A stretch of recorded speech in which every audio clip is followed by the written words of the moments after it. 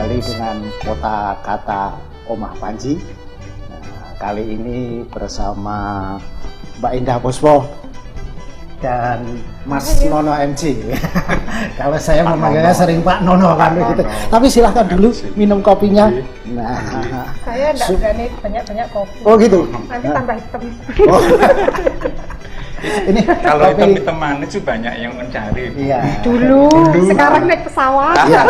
Saya dulu juga hitam manis, Pak. Okay. Tapi manisnya hilang, tinggal hitamnya sekarang sama dengan kopi ini. Yang Saya penting tidak hitam mangka. Iya.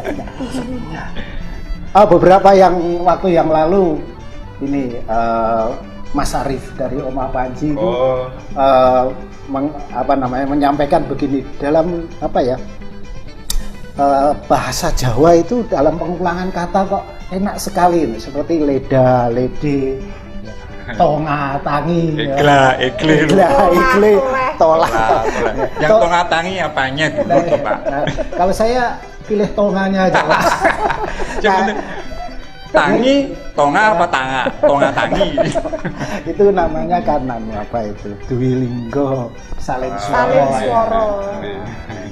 Itu juga kalau menyampaikan hal begitu orang Jawa kan pasti ada solah bowo dalam berbahasa. Nah ini Pak Nono, Bu Indah ini dalam solah bowo di bahasa Jawa itu sudah sangat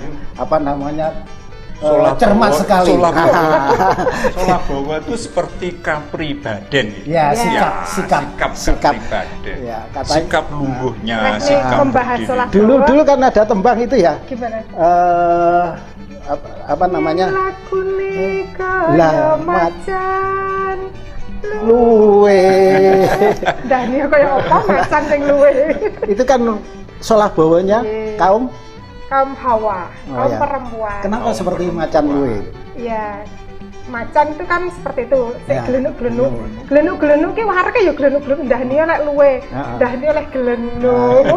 Bisa luwes. Sing penting ora glenuki. Kira glenuki kuwi sing bahaya. Iya, bahaya. Kita glenuk. Terus gelendu. Waduh iki. Gelenak, gelenik, terus gelendu. Betapa kayanya. Betapa kaya bahasa Jawa. Betul bahasa Jawa. Soal andeng-andeng aja Bu Indah ini coba gimana saya kok kalau andeng-andeng neng ngisor lambe jarene apa itu? Andeng-andeng itu padahal kalau dalam bahasa Indonesia itu tai lalat ya. Iya. Lalat sing biaya tai di mana? Ireng bisa. Yang penting andeng-andeng niku ora gedhi mentol. Yang gedhi mentol jenenge apa? Andang. Ya gimana itu? Itu kalau dari solah bowo, polatan itu ada dari kepribadian apa itu? Ya, mungkin di suku bahasa yang lain, suku bangsa yang lain di bangsa kita ini juga mungkin istilahnya mempelajari tentang itu. Cuma karena saya pertama ada di Jawa, saya tumbuh di lingkungan Jawa.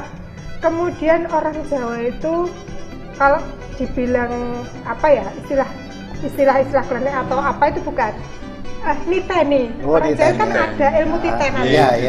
Ilmu titenan itu kadang-kadang ngeten, Bu.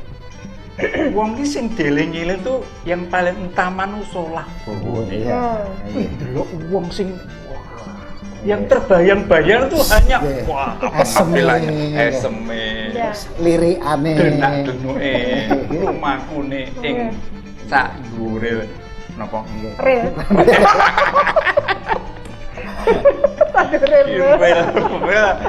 Ril kuwi terus. Terus gimana? Terus ini sedang asik toh? Asik. Emangnya tukang parkir terus. Kiri lho. Iya lho Bu, itu untuk membentuk solah bowo. Lagu tuh kiri. Iya. Maju. Mundur cantik. Sampai ada yang menggambarkan saking lemah lembutnya kan orang berjalan gitu. Gimana ya kalau sandalnya jinjit ngarep kan?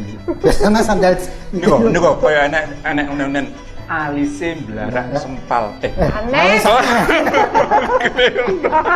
Alis belalak sempal terus piye Pak Nono? Blarake sempal. Tak kali saya nyeblok. Brodol kabeh. Kembali lagi. Lah niku lak unen-unen salah bawa to. Nggih, salah bawa. Mungkin satu kata. Sing blarak sempal namanya lali aku ya. Stane lembean. Lembean, blarak sempal, alise nanggal sepisan.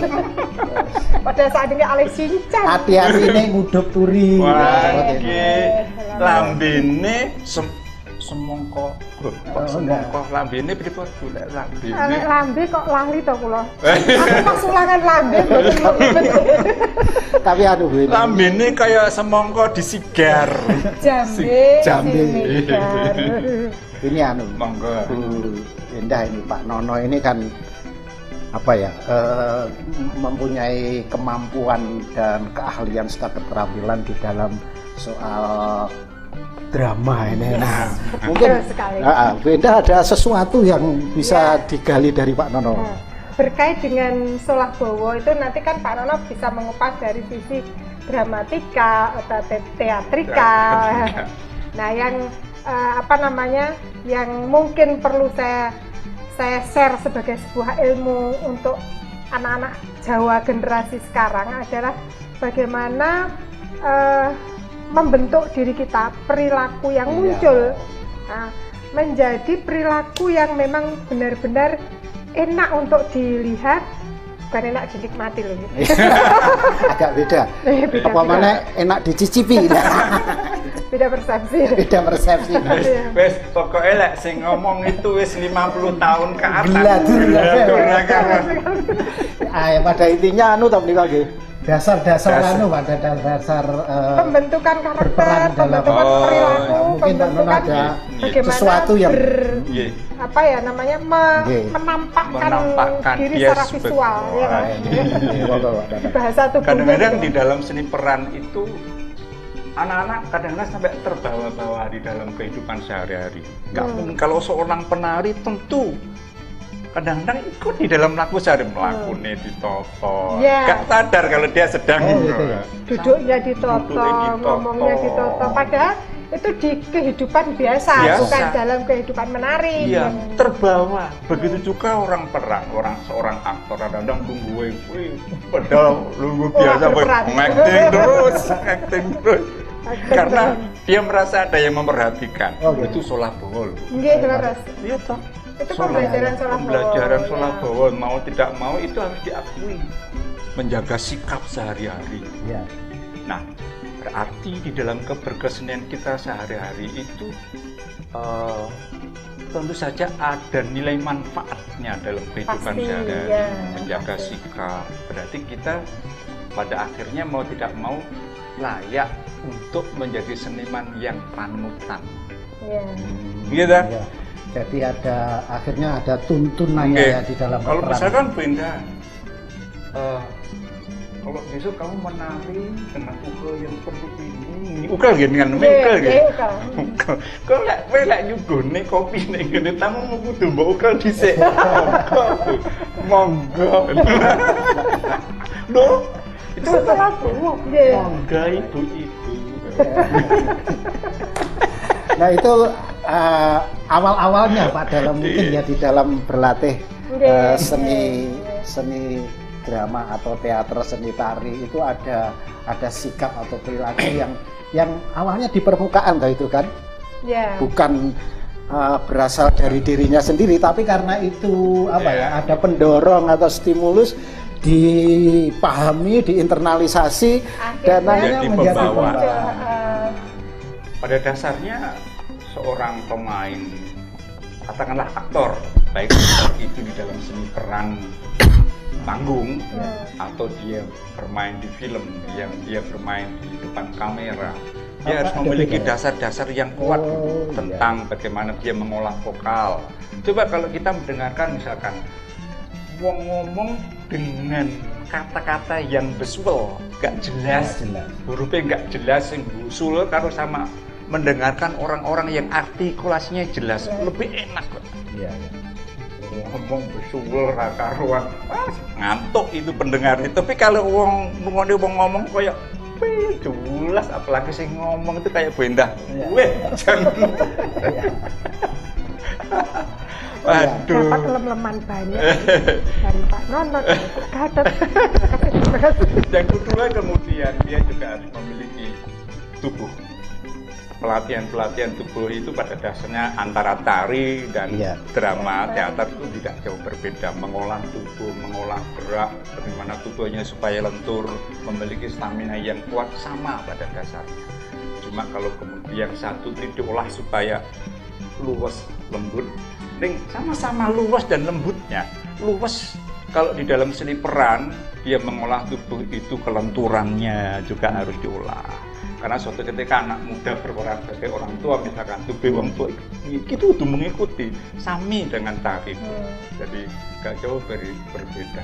Cuma kalau di dalam tari kita tidak ada latihan vokal, kalau di teater ada vokal. Itu dasar-dasar seorang calon aktor baik di dalam seni pertunjukan panggung dan dia acting di depan kamera. Makanya itu salah satu manfaat bagi untuk orang tua, perhatian untuk orang tua kepada membina putra putrinya, tidak hanya membina dari sisi akademis saja, kognitifnya, pengetahuannya saja, tetapi juga harus dari sisi seninya, dari sisi artnya. Dengan begitu nanti selain dia pinter, cerdas, dia juga akan terolah rasanya menjadi seorang pribadi yang baik, cerdas dan tidak egois, cerdas dan santun, cerdas dan bagaimana dia bisa berperilaku menempatkan diri dimanapun. Jadi tidak karena saya anaknya siapa atau karena saya sudah bisa dibanding yang lain, dia kurang menghormati yang lain. Dengan adanya dia punya basic bagaimana berkesenian yang bagus, insya Allah nanti akan membentuk perilaku dia menjadi lebih bagus juga. Ini sedikit agak ke pendidikan. Ngomong-ngomong ke depan, memang ini yang akan diuji cobakan ketika UNAS dihilangkan. AKM gitu. AKM itu salah satu materi ujiannya adalah keterampilan seperti ini. Yang bisa membentuk karakter anak. Karakter dan perilakunya. Betul. Dan dari sisi daya cipta, Pak. Jadi daya cipta dalam segala hal. Ini kan sesuai dengan pandangan beberapa Poros Arjono, Sewinasis ini, bahwa kita seorang berbudaya. Apa sih sebagai orang yang berbudaya? Artinya orang yang menciptakan suatu dunia dalam tanda petik atau realita tertentu. Nah ini biasanya pengayaan ini itu disentuh dari dunia seni. Tapi gak promosi loh, gak Bu Endah promosi. Coba misalkan kalau seorang guru ketika dia mengajarkan di depan kelas, pasti kalau dia memiliki kemampuan seni, misalkan acting atau tari di depan kelas, mungkin anak-anak akan lebih bisa memperhatikan, lebih mudah menangkap daripada misalkan guru fisika orangnya ambil tek ra krungu anak didik. Ngantuk kabeh sak kelas turu. Saya bener, Pak. Secara keilmuan jauh lebih bagus. Tapi penyampaian itu kan perlu teknik, perlu bagaimana mengerti situasi anak, jiwa anak, supaya lebih bisa diterima sekaligus materi yang dibawakan itu masuk. Jadi tekniknya gitu. Saya kembali ke Solahbowo tadi. Masih ingat ternyata. Nah, apakah Solahbowo itu juga Bu Endah terapkan di dalam teknik-teknik mengajar di kelas? Sangat. tidak hanya karena profesi saya sebagai guru, otomatis saya juga menerapkan pada pekerjaan saya, bagaimana saya bekerja itu saya aplikasikan keilmuan saya tentang sholah bawa itu dalam mengajar. Tetapi sekaligus saya juga praktekkan dalam kehidupan saya sehari-hari, jadi tidak hanya dalam mengajar. Karena apa? Dengan kita bersolah bawa yang benar, yang baik, secara nggak langsung akan membedakan kualitas kita dengan yang lain. Jadi orang lebih suka dengan apa yang kita tampilkan karena variasi adanya sholah bawa tadi, lebih tertarik. Kemudian juga apa yang kita sampaikan itu juga menjadi lebih menarik dan mudah diterima dengan adanya sholah bawa. Kalau di dalam istilah seni peran bisa saya sebut gestur. Gestur, isyarat ya, itu isyarat tubuh, ya bahasa atau isyarat tubuh. Bahwa kita hari ini harus belajar tentang matematika.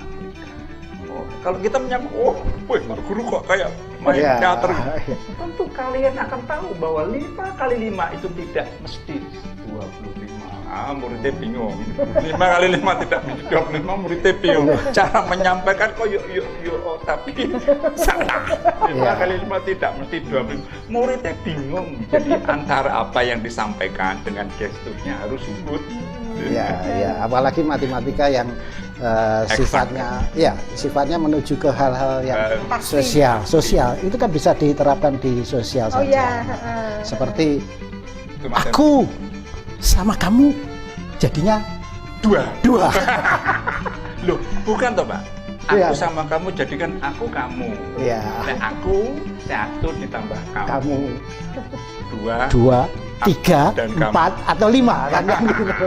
Itu kalau menyampaikan itu namanya penuh dengan ungkapan yang bahasa untuk 18 tahun ke atas. Di bawah. Monggo Pak Nono, kopinya Pak Nono. Bu Indah, silakan.